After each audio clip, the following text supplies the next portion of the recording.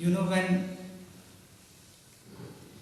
I was a student and I was reading my bachelor's in India, people they usually asked me because they were curious what I am reading.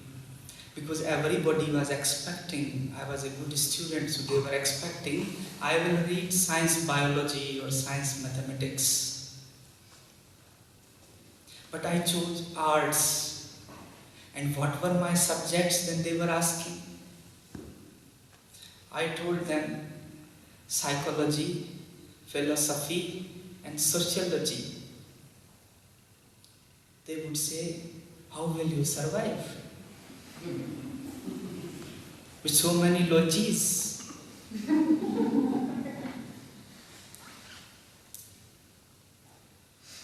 Because people in India, they have known that good psychologists and good philosophers, they are a little bit insane. And that's somehow true. You will find the psychologists, they have more psychological problem than anybody else. And I think Germans, they took it very serious. Whoever has psychological problem is going to read psychology. Whoever has cancer is going to treat only the cancer. They took it very serious. Not the other way around, they took it other way around.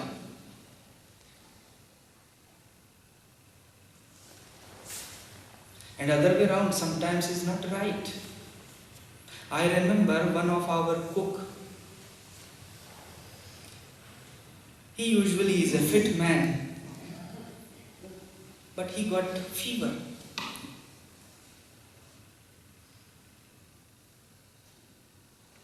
100 degrees Fahrenheit, the fever was. Now this man thought this is a body temperature getting high. But whenever we work, whenever we jump, or when we are in a blanket, also the body temperature is high. So he thought he might have known that poison cuts poison. It is a saying that if you have a poison in your body, the poison will cut poison. And that's right. For snake bite, they use the poison of snake to cure that. Also, all the vaccinations, actually the vaccinations are made like that. Whatever the disease is, of that disease is the vaccination. And if you see the science of homeopathy, it only works on that. If you fetch a cold, homeopathy will give you a medicine to make it more.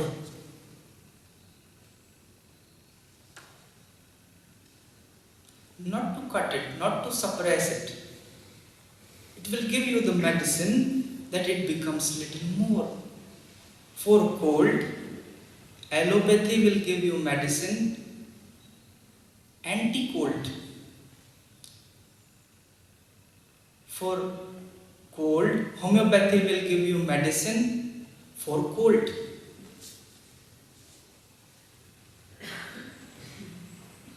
So he just had his logic. And cooks, they have their logic. I don't know what they mix, what they create every day. If you might have been cooking, you have known what cooking is and how cooks they use their senses.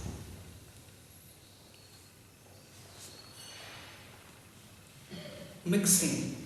So he thought, why not I cover myself with a blanket and jump? I have a fever. If I will cover myself with blanket and jump, I think I will do a force that outside I am getting it. The temperature is increasing, then maybe from inside it will go. He covered himself like a ghost and was jumping in a room. Somebody came to me and informed me the cook had a fever, and I think it had gone in the mind. The fever is in brain, and he has gone insane. He is mad now. He is covering himself and jumping. And this cook is very dear to me, so I went. What happened? Rushing towards him, I went and asked, "What is the matter? What happened?" He looked at me. There was a lot of sweat. He smiled and he told me the thing, what he is doing.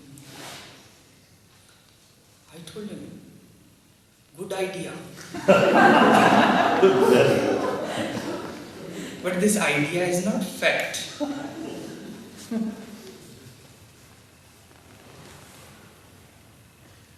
So I told him, "You come with me." I took him with me and allowed him to sleep in front of my eyes. Because I knew if I would leave him alone, he would get some more idea. So I told, "You sleep in front of my eyes, everything will be okay." And he was calm. He slept.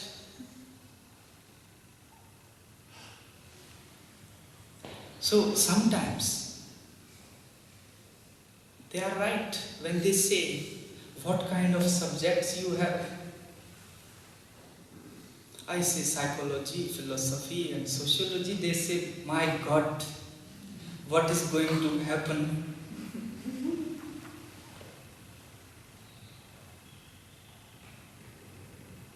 This is same. Because you become more and more confined to that subject. Bigger the scientist, bigger the philosopher, more uncommon will lose the common senses.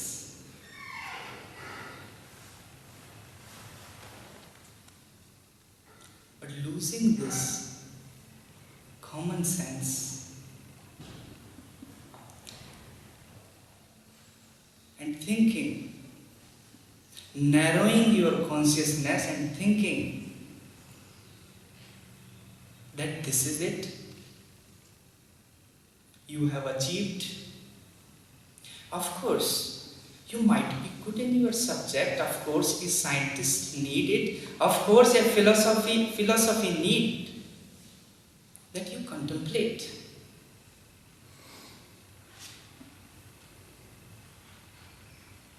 So when I say scientists are narrow-minded, you know in what sense I am telling that they are not common, they are losing their common sense. So if they are doing certain activity,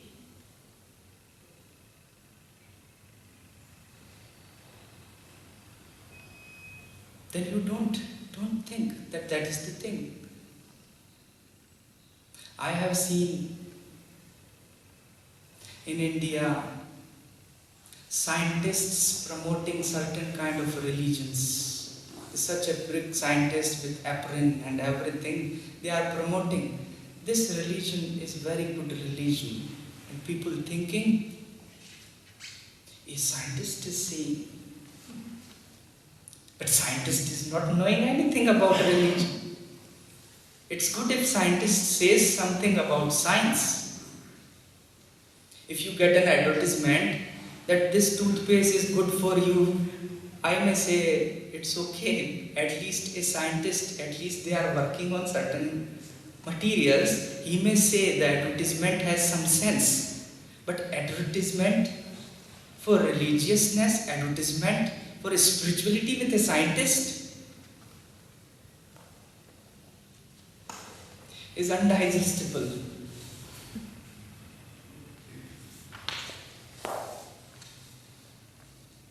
But also philosophy, also philosopher, also contemplation.